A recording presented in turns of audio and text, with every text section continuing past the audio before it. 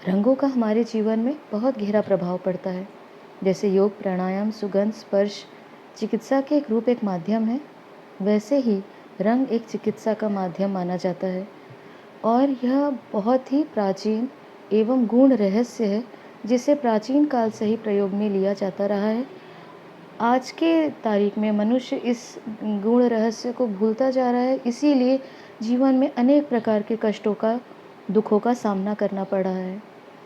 ज्योतिष शास्त्र एवं अंक विज्ञान में हर नक्षत्र को, ग्रहों को, अंकों को किसी न किसी रंग के साथ जोड़ा जाता है और उसी के अनुसार प्रत्येक जातकों को कौन से रंगों को प्रयोग करना उचित होगा, किन जातकों के लिए कौन सा रंग अनुचित है या दुख का कारण हो सकता है, इस प्रकार से लोगों को बताया जाता रहा है।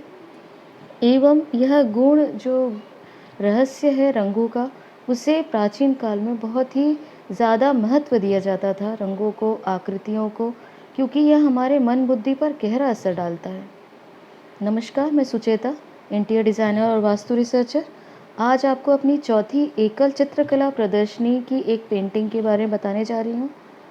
आप जानते हैं मेरी प्रदर्शनी का जो थीम है, कंसेप्ट है, वह वास्तु पेंटिंग एवं गौ महिमा, हमारे पुराण ग्रंथ आदि के गूढ़ रहस्यों को डिकोड करना ही रहता है, ताकि जनसाधारण तक इन रहस्यमय या इनको डिकोडेड फॉर्म में जो विज्ञान है उसे जनसाधारण तक पहुंचाया जा सके। इस पेंटिंग को मैंने सूर्य सिद्धांत ग्रंथ के आधार पर बनाया है। सूर्य सिद्धांत ग्रंथ महर्षि मायन ने इसकी रचना की थी। यह जानना आवश्यक है कि महर्षि मायन सूर्यदेव के परम शिष्य माने जाते रहे हैं और उन्हीं की कृपा से, सूर्यदेव की कृपा से महर्षि मायन ने अनेक रहस्यमय विद्याओं के ऊपर दक्षता प्राप्त की, ज्योतिष, वास्तु आदि। और सूर्य सिद्धांत में जो आप एक सबसे मूल चीज़ आप देखेंगे कि जीवन, ब्रह्मांड, वास्तु, ज्योतिष आदि शास्त्र का जो मूल है या केंद्र है, उसे सूर्यदेव को ही माना जाता है।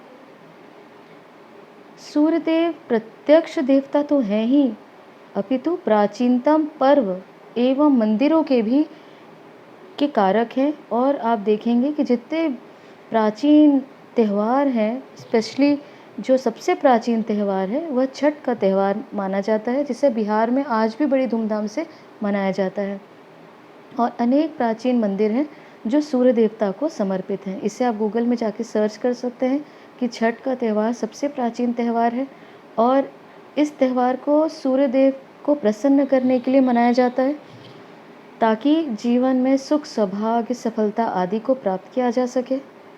अगर आप वेस्टर्न फिलॉसफी को स्टडी करेंगे तो आप देखेंगे कि मिस्र की सभ्यता, क्योंकि पाश्चात्य दर्शन हिंदू सभ्यता को मान्यता नहीं देती, अपितु मिस्र की सभ्यता को सबसे प्राचीन माना जाता है वेस्टर्न फिलॉसफी के अनुसार या वेस्टर्न हिस्ट्री के अनुसार। और आप मिस्र की सभ्यता को भी देखेंगे तो सबसे प्राचीन जो मंदिर है या सबसे भव्य मंदिर है वह सूर्यदेव का मंदिर है। इसे आप स्टडी कर सकते हैं। और सूर्यदेव को मिस्र में एमोन या रा कहा जाता था। इनका टेम्पल करनाक, थीव्स में है। और यहाँ के जो फेरोज़ होते थे यानी राजा जो होते थे, वह सूर्यदेव की प्रसन्नता के लिए अनेक अनुष्ठान, पूजा विधि विधान, अनेक प्रकार की पूजाएं करते थे और साथ में पुरोहित एवं प्रजा के संग ये पूजा विधान जो होता था उसे संपन्न किया जाता था।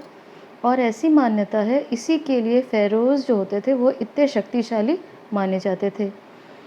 अगर आप वापस अपने धर्म के प्रति लौटें, समझें, तो वेदों में भी सबसे शक्तिशाली मंत्र, वैसे तो अनेक मंत्र हैं जिन्हें हम बहुत सिद्ध मंत्र या शक्तिशाली मंत्र मानते हैं, परंतु गायत्री मंत्र सबसे ज़्यादा शक्तिशाली या सबसे ज़्यादा श्रेष्ठ मंत्र माना जाता है। यह इसीलिए क्योंकि यह गायत्री मंत्र जो है वो सूर्यदेव का मंत्र है और इसकी शक्ति या इसकी पावर बताने की आवश्यकता नहीं है। इसे स्वयं आप जाप करेंगे तो आपको इसकी शक्ति का अनुभव हो पाएगा।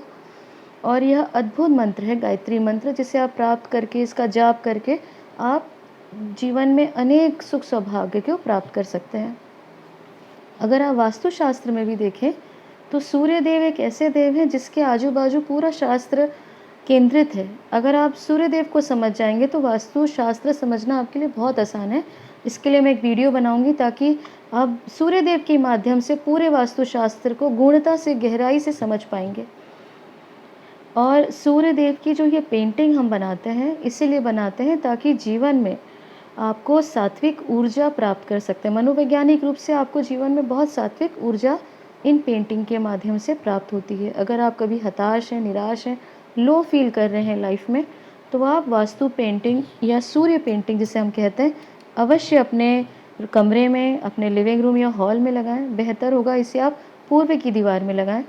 अगर किसी कारणवश पूर्व की दीवार में नहीं लगा सकते तो इसे आप पश्चिम या वायु स्थान में या ईशान के स्थान में इसे आप लगाएं और अपने जीवन में आप बहुत ऊर्जावान या सात्विक ऊर्जाओं को आप अपने जीवन में अनुभव कर पाएंगे। यहाँ जानना आवश्यक है कि जैसे हम सूर्य देव को अगर आप देखें तो उनकी महिमा इतनी है कि गौवंश को भी हम श्रेष्ठ, सात्विक एवं पूज्य सूर्य देव के कारण ही मानते हैं, क्योंकि गाय ही एक ऐसा जीव है जिसमें सूर्य नाड़ी होती है। अन्य किसी जीव में सूर्य नाड़ी नहीं होती। इसीलिए गाय का जो दूध है या दही, घी सब पीला होता है। और सूर्यदेव की ही कृपा के कारण गौवंश को हम इतना पूज्य मानते हैं, इतना श्रेष्ठ मानते हैं। और वापस अपने अगर टॉपिक में देखें तो ये जो वास्तु पेंटिंग है, ये आपके जीवन में बहुत मनोवैज्ञानिक रूप से सकारात्मक परिवर्तन लाती है, सुख और शांति का कारण बनती है। अगर इन पेंटिंग्स के बारे में और आप जानना चाहते हैं, समझना चाहते हैं, इनके रहस्यों को जानना चाहते हैं तो हमारे चैनल को ज़रूर लाइक करें, सब्सक्राइब करें। और अगर आप ये मेरी पहली पेंटिंग गाइड है, वास्तु पेंटिंग की पहली प्रदर्शनी की गाइड है, अगर इस चित्रकला प्रदर्शनी की गाइड को आप प्राप्त करना चाहते हैं जो कि 50 रुपये की है, आप हमारे चैनल में डिस्क्रिप्शन बॉक्स में जाके आप इस गाइड को प्राप्त कर सकते हैं। और अगर ये वीडियो अच्छा लगे तो लाइक करें, सब्सक्राइब करें। धन्यवाद।